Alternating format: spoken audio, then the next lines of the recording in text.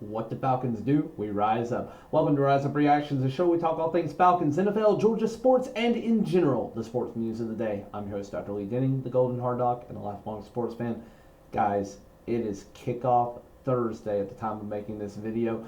Baltimore going to the Chiefs tonight. I've already made my predictions for week one. I will link that video at the end of this one. Please feel free to go back and watch it. Agree, disagree, whatever you want to do. Would love to have you guys following along with me on that on the ESPN Pigskin Pick'em.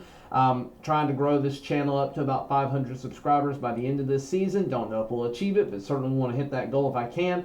But guys, today I'm coming back to you and I'm doing a very brief rundown of what I think is going to happen with the Pittsburgh Steelers coming to the Atlanta Falcons to open up week one. Now, yesterday we got some very bad news with Kyle Pitts having a hamstring injury that was causing him to be limited at practice. Now, Raheem Morris has downplayed this significantly, and I don't know that it's going to be a super big deal overall. I think he's still going to play and he's still going to be fine.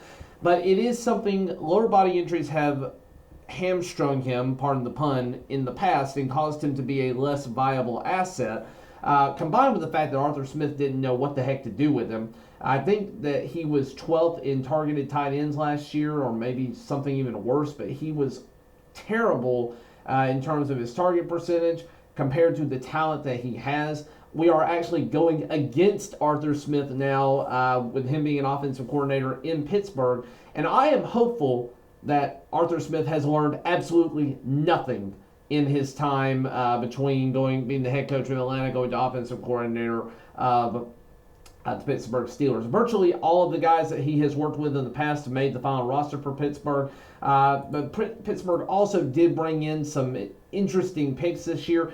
They got rid of Kenny Pickett, as we all know, and brought in Russell Wilson. And they brought in Justin Fields. Russell Wilson will be the starter for the time being. Justin Fields certainly could see the field at some point if Russell Wilson is being terrible. Who knows if that's going to be week one. If Justin Fields is playing, I feel worse about this game for the Falcons. With Russell Wilson, check down Charlie over there, I think I feel just a little bit better, especially with the fact that the Falcons have made such key changes in the defensive secondary, and then getting Matthew Judon along with beefing up the defensive interior. We are going to have a little bit of an injury concern with Nate Landman as well, who came on last year after Troy Anderson went down. Just an incredible talent. He is also nursing a quad injury, so a lower body injury, but something he has sustained in the last month. Should be good to go, but we'll see. He was a revelation last year, and I hope he's good to go. He's probably not going to be starting, though. I believe, actually, on the Falcons' depth chart, we have him sitting currently behind both Troy Anderson and Caden Ellis.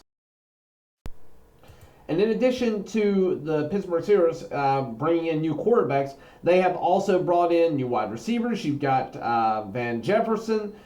You've got Roman Wilson, who they drafted. I don't know that any of these guys are going to be particularly good, but they got rid of Deontay Johnson, traded to the Carolina Panthers, so the Falcons will be seeing him twice a year now. They made some changes on the offensive line. We'll see. Troy Fautanu is not listed as the initial starter at left tackle, though I certainly believe he will be at some point. Possibly even in this game if Dan Moore is getting beat up by Matthew Judon. But we'll see on that one. And then in terms of the defense, this is where this game could become a very, very ugly game for the Falcons. You're still dealing with TJ Watt. He is always going to be in the conversation for Defensive Player of the Year. They now have Patrick Queen on the inside linebacker route. They still have Landon Roberts on the defensive interior, Dante Jackson, Deshaun Elliott, Minka Fitzpatrick playing free safety, one of the better free safeties in the league. Joey Porter Jr., who was drafted last year and is starting to become a better caliber corner, but does need a little bit more time to be that more, very good to elite status. So, and you've still got Cameron Hayward on the defensive end there, who's going to be an incredible beast to try and stop. Now, our offensive line should be one of the better offensive lines in the NFL. We are going to be starting, the perennial Jake Matthews, who I honestly think this is going to be one of his last 2 years. This could be his last year. He's getting up there in age. I know we have him under contract for one more, but this is a year after that we could end up moving on from him. Certainly we need to draft for his future replacement in this coming draft. Then you have Bergeron, who is going to be playing at left guard. He was good last year, not great, but again, he was a rookie and he should be better this year. He was definitely better than anything we've had consistently at that spot last year and definitely helped us in the pass game particularly. Drew Dahlman was one of the top centers last year coming back. You've got Chris Lindstrom, the ever perennially great right guard, number 1 or number 2 every year at that position, and Caleb McGarry. Caleb McGarry got a 3-year deal last year. He is on year 2 of his guaranteed money, and then next year we could potentially move on from him. I don't love Caleb McGarry. I've had my issues with him. He had a very good contract year. He was okay in the run game last year. He has always been questionable in the pass game. And then always we brought, or not as always, but we have brought in Kirk Cousins to be the starting quarterback and drafted obviously Michael Penix Jr., currently running without a third quarterback on the roster after trading away Taylor Heineke. I don't hate that move. Getting anything we could for him is better than nothing.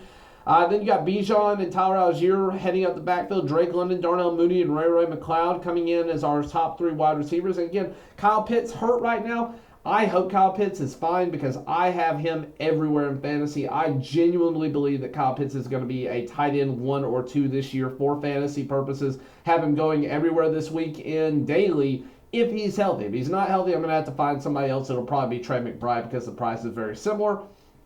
But I do think the Falcons ultimately are going to win this game. It's going to be ugly. It's going to be bloody. But I think it's going to be one of these games where we're looking at it and it's like 23-17 or fairly close, but maybe teams open it up later as we get some wear and tear on both sides of the ball. I think going into the half, you could have a sub-20 total on the board. Like this could be very easily like a 9-3 or 10-6 or 10-7 score going into halftime.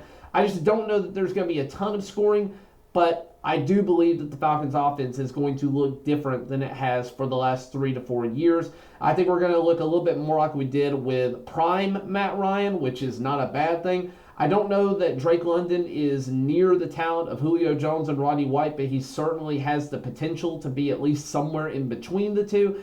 And I think that having Kirk Cousins here will unlock his full potential. I think he's going to have a good game. The run game should be very good. Bijan Robinson should have a very, very long chain or very, very long leash rather to try and do what he's going to do. I don't think we're going to run into the same problem that Arthur Smith did, which is Arthur Smith did not know how to utilize talent.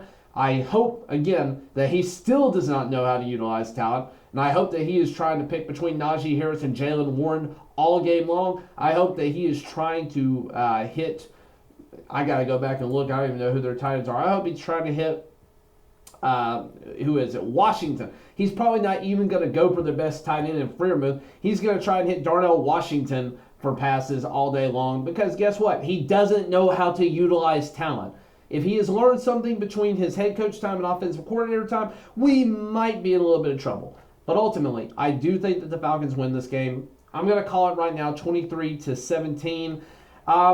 Both teams have some ups and downs here, and I think the Falcons could easily lose this game as well. But ultimately, I am picking the Falcons. They're my Dirty Birds. Thank you for watching, liking, sharing, and subscribing. Feel free to watch the video that I was just talking about earlier in this one where I go through and make all the picks for the week. Have a couple of upsets in there or or rather controversial picks at least. But thank you guys. Trying to hit 500 subscribers again. Thanks to those of you who have joined already. And as always, rise up.